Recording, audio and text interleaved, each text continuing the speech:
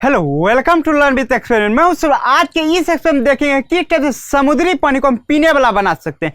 पृथ्वी पर जितना भी पानी अवेलेबल है उसमें 97% पानी समुद्र में अवेलेबल है जो कि पीने योग्य नहीं है।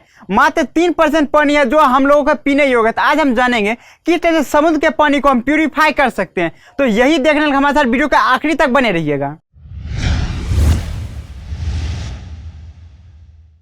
इस एक्सपेरिमेंट को करने के लिए हमको क्या जरूरत पड़ेगा समुद्री पानी का। तो इसके लिए हम क्या करते हैं, समुद्री पानी घर पे ही बना लेते हैं। देखिए समुद्री पानी में सिर्फ नमक का मात्रा बहुत ज्यादा रहता है और थोड़ा बहुत मिट्टी और रेत मिला होता है। तो हम क्या करते हैं, पहले नॉर्मल वाटर दे देते हैं, इसमें हम नमक का मात्रा थोड़ा ज्यादा दे देंगे और मिट्टी जो है वो थोड़ा मिला देंगे ताकि ये समुद्री पानी बन जाए।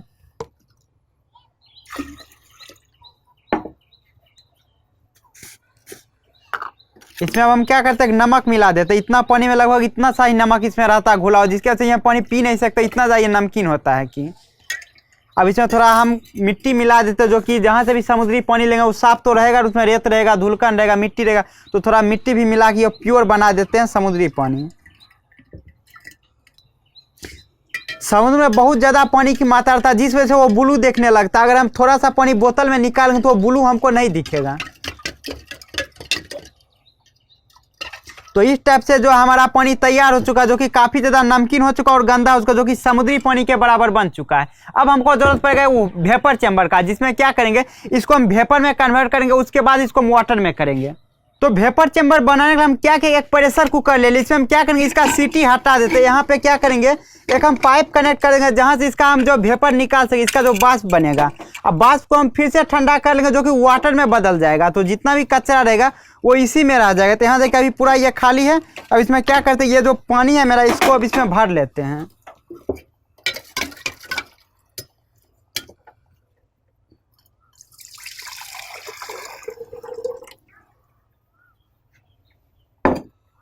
तो इसमें हम क्या कि एक सीटी को हटा के हम पाइप लगा दी। इस पाइप के थ्रू जो इससे वाष्प निकलेगा और उस वाष्प को क्या करेंगे, बीच में ठंडा करते हुए गिलास में ले जाएंगे। गिलास में हमको मिल जाएगा पीने वाला पानी।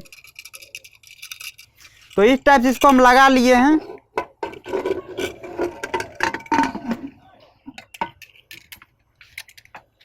तो इस टाइप से ना पूरा सेटअप बना ली। इसमें जो भी पानी गर्म है वो वाष्प बनेगा। वाष्प जैसे बनेगा तो इस पाइप के थ्रू हम जो बाहर करेंगे वाष्प को। अब बीच में हम क्या करेंगे, कूलिंग मैकेनिज्म लगाएंगे, जो कि इस वाष्प को ठंडा कर देगा और हमको गिलास में पानी मिल जाएगा।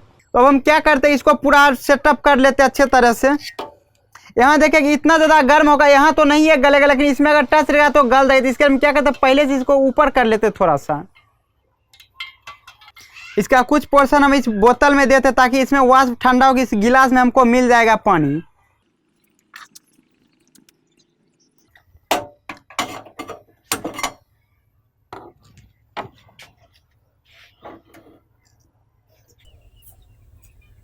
अब जो पानी गर्म होना शुरू हो चुका है, अब ये वाष्प में कन्वर्ट होगा। तो इस टाइप से इसमें थोड़ा थोड़ा वाष्प बनना शुरू हो चुका है। इसको जैसे हम पानी के अंदर देते हैं तो बुलबुला छूटने लगता है।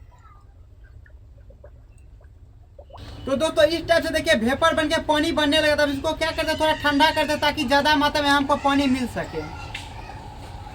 ये काफ़ी ज़्यादा पाइप हीट हो चुका है, जिसकी वजह से थोड़ा परेशानी हो रहा है। तो अब देखिए यहाँ से जो भी पानी निकलेगा वो साफ पानी रहेगा।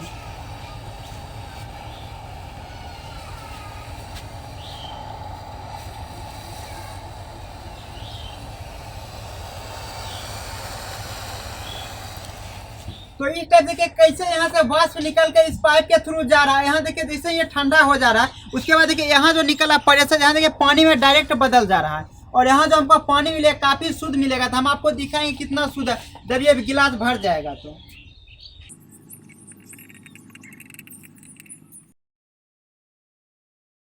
तो लगभग 10 मिनट होने के बाद गिलास में देखिए लगभग इतना पानी स्टोर हो चुका। तब हम क्या करें, इसको हम बंद कर देते हैं।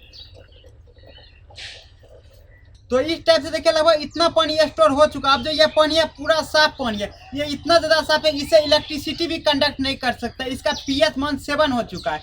लेकिन अगर ये हम रेगुलर पीते तो हमको ज़्यादा खराबी करेगा, क्योंकि इसमें कोई भी न्यूट्रिएंट नहीं है। जैसे कि आयरन पानी में अवेलेबल होता है और भी न्यूट्रिएंट अवेलेबल होता है। तो हमको क्या करना होगा, अगर हम रेगुलर इस टाइप का पानी पीते हैं तो थोड़ा सा पानी हमको इसका वाला लेकर इसमें मिलाना होगा, जिससे होगा ये इसमें जितना भी बैक्टीरिया होगा, इतना हीट के कारण वो बैक्टीरिया सारा का सारा मर चुका होगा।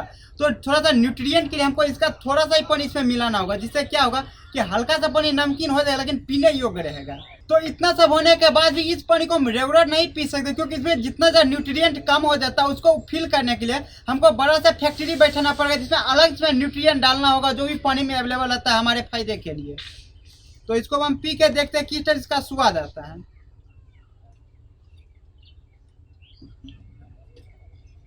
इसका जो स्वाद कुछ भी नहीं आ रहा है, क्योंकि ये प्योर डिस्टिल्ड वाटर। इसको हम क्या करना होगा, थोड़ा सा इसमें पानी मिला लेते ये वाला पानी, ताकि हमको थोड़ा सा न्यूट्रिएंट मिल सके। रेगुलर इस टाइप का पानी पियेंगे बहुत ज़्यादा खराबी करेगा और फायदा थोड़ा सा भी नहीं होगा। देखिए इसके अंदर का जो पानी है किस टाइप से अभी भी।